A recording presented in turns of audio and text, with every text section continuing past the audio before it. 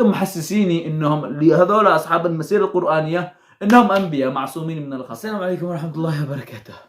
اليوم بنتكلم على الذي جالسين يطبلوا ويقولوا ثورة ومدري إيش، يستغلوا قضية مصطفى المومري وأحمد حجر. أنتم عارفين إن هذا بتزيد الطين بلة وتودهم في 60 داهية. تمام. الثورة ما راح تنفعنا بشيء. المشكلة ما تنحل بمشكلة. حكومة صنعاء فاسدة وأثبتت فسادها، عندها إيجابيات وعندها سلبيات، وسلبياتها أكثر من إيجابياتها. خلينا نقول الحق.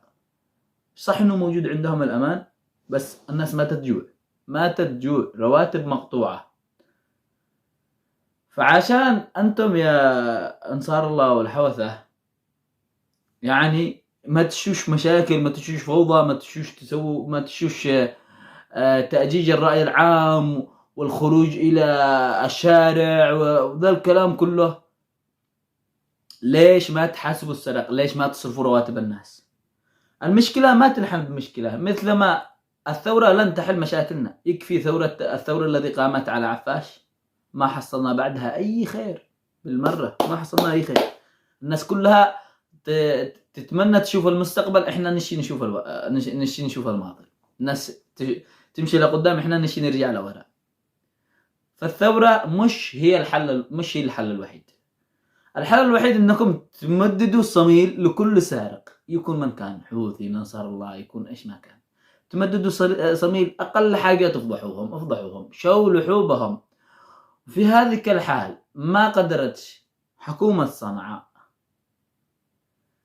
تضبط سرقها، اللي هم اصلا كلهم سرق باستثناء قلة، والقلة هذول اصلا ما يقدروا يسقفوا لوحدهم.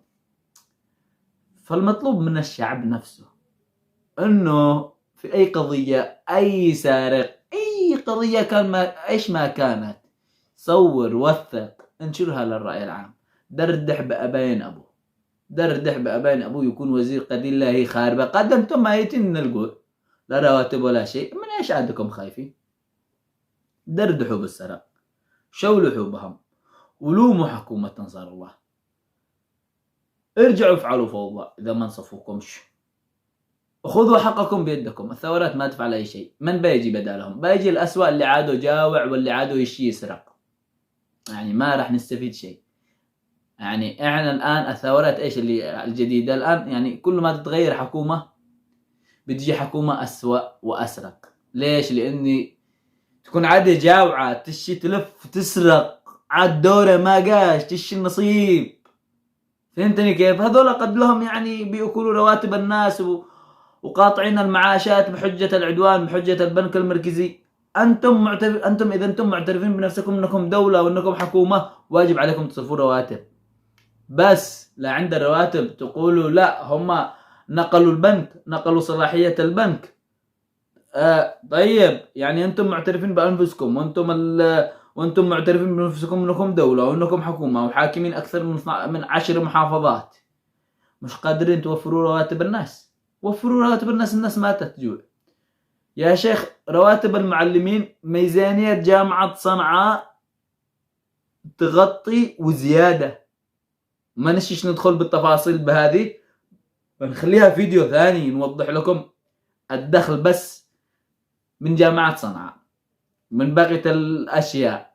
يعني الرواتب مش حجة إن أنتم تقدروا تسلموها ولا ما تسلموهاش. زي ما قلت لكم، مصطفى المومري وأحمد علاو وأحمد حجر ايش ما كانت تهمته، بالأخير الناس هذه بتشوف الناس كيف بتموت جوع، فمن الطبيعي أن يغلط، من الطبيعي أن يخرج عن سيطرته، من الطبيعي أن يتكلم ايش ما كان الكلام. وما فيش دخان إلا وراها نار. تمام؟ يعني ما بيتكلموا الا انتم ليش خايفين؟ اذا انتم اصلا بريئين من ذا الكلام ليش خايفين؟ ليش بتحبسوهم؟ ليش بتعبروهم؟ تأجيج الرأي العام؟ ما فيش تأجيج رأي عام ولا في شيء. انتم بس اصرفوا رواتب وبسكم اكل حقوق الناس انتم بتسرقوها بحجة العدوان وبحجة البنك. وقصة ثورة هذا كلام فاضي. ما باقي لنا إلا الأسوأ. هم كل بشكل عام اللي بيحكم اليمن كلهم سيئين سواء في الشمال أو الجنوب.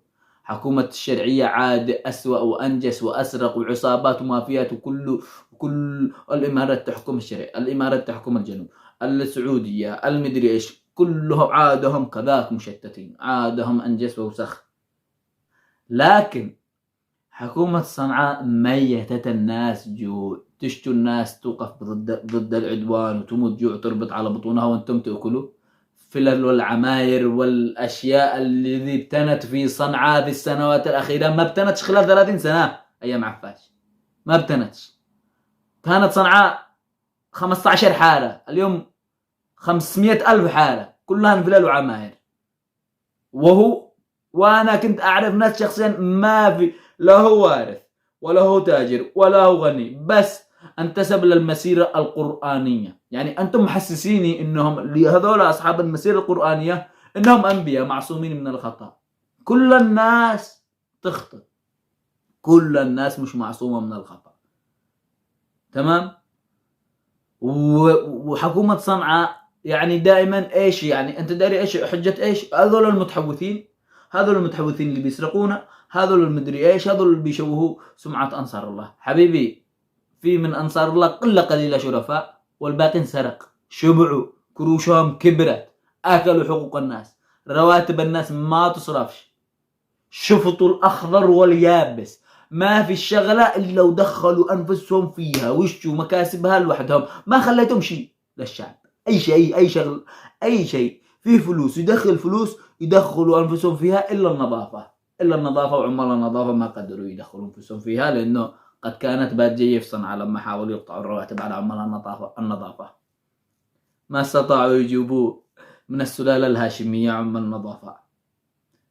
فالذي أنا أشتي أوصله إنه باسمه ثورة المشكلة ما تنحل المشكلة. تدعو الثورة ما ثورة كلام فاضي. من بيجي أسوأ وهم سيئين كمان. لماذا سيئين؟ لأنهم ما بيحاكموش السرق، لأنهم بيغطوا السرق، لأنهم بيتغاضوا عن السرق، لأنهم يعني يقولون ما لا يفعلون. اخلصوا جلد السارق، ما خلصتم ولا جلد سارق. الأموال تروح وتنهب ما حد داري فيني، مع ان احنا كل الناس عارفين فيني، تمام. بس لا عند الرواتب انتم حكومة بكل شيء، امن وكل شيء. لا عند الرواتب واكل حقوق الناس ما انتمش حكومة ولا تعترفوا بانفسكم. اذا انتم ما انتمش معترفين بنفسكم انكم حكومة، كيف تشوا من العالم يعترف بكم انكم حكومة؟ لازم تصرفوا الرواتب، لازم تصرفوا الرواتب. وانتم الموظفين والمقطوعة رواتبهم حاسبوا وفضحوا، يعني وصلوا معاهم لا حل. اما كلمة ثورة ما بتجيب لنا الا الذي هو اسرق منهم، ما انهم هم سرقوا وتعدوا المراحل بكثير، الا قلة منهم شرفاء. لانه حتى الانبياء تخطئ. انتم مسوين انفسكم المسيرة القرآنية. حرام اننا سايرت ناس سرق من المسيرة القرآنية دخل حسابه على ربه، تمام.